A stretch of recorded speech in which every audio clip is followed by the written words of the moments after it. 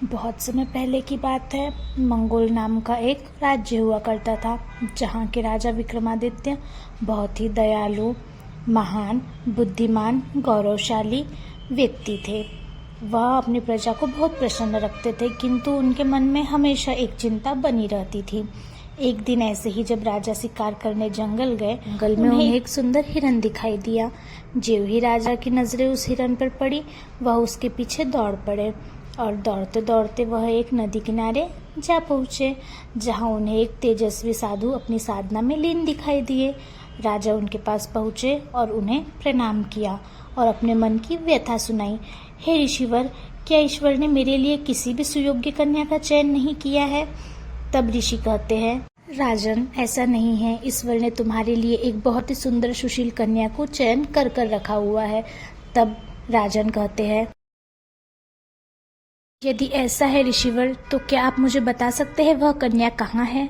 हे राजन, वह उदयनगर की राजकुमारी उर्मिला है, जिसका 2 जुड़वा चुड़ैलों द्वारा अपहरण कर लिया गया है। मैं राजकुमारी उर्मिला को उन जुड़वा चुड़ैलों से बचाऊंगा। कृपा करके मुझे बताएं कि वह कहाँ है।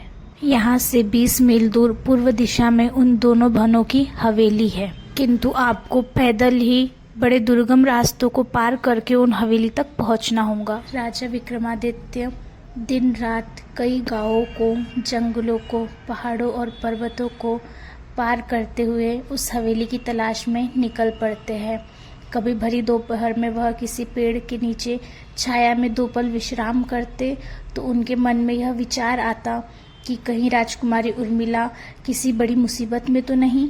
और जो ही उनके मन में विचार आता, वे और लगन और निष्ठा के साथ चल पड़ते। ऐसी कई रातें और कई दिन बीतते चले गए। वह निरंतर चलते रहे, कभी जंगलों को, कभी पहाड़ों को, कभी पर्वतों को पार करते रहे। ऐसे ही एक दिन एक जंगल के किनारे जब वह जाकर बैठे तो उन्हें जोर के चीखने की आवाज़ सुनाई आई। जो ही वह झटपट खड़े हुए और उस आवाज़ की दिशा में भागने लगे। जब वह उस आवाज़ का पीछा करने लगे तो वह एक हवेली पर जा पहुँचे। जो ही उन्होंने हवेली देखी, वह उसके अंदर गए। राजा चारों दिशाओं में देखने लगे। तब उन्होंने देखा कि उनके पीछे एक चुड़ैल खड़ी है। राजा ने बड़ी ही बहादुरी से कहा, तुम कौन हो? क्या तुमने ही मेरी राजकुमारी का अपहरण किया है? तब चुड़ैल कहती है कि नहीं राजन, मैंने तुम्हारी राजकुमारी का अपहरण नहीं किया, वो मेरी बहन ने किया है। पर अब जो तुम यहाँ आ चुके हो, मैं तुम्हें खाकर अपना पेट भरूंगी और अपनी ताकत बढ़ाऊंगी।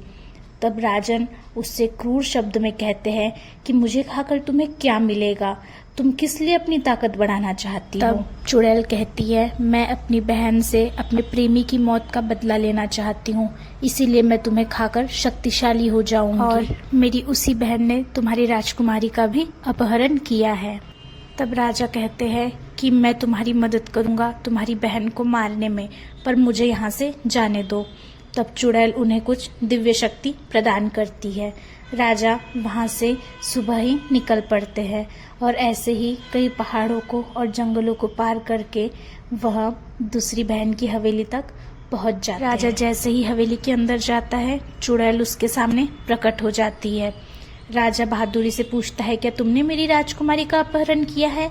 तब चुड़ैल गुस्से में कहती है, हाँ, मैंने ही उसका अपहरण किया है और अब मैं तुझे भी मार डालूंगी। चुड़ैल गुस्से से आग बबूला हो जाती है। फिर राजा कहते हैं कि तुम मुझे राजकुमारी वापस कर दो, पर चुड़ैल नहीं मानती। वह उसे युद्ध के लिए ललकारती है और कहती है, मैं तुझे खा जाऊंगी।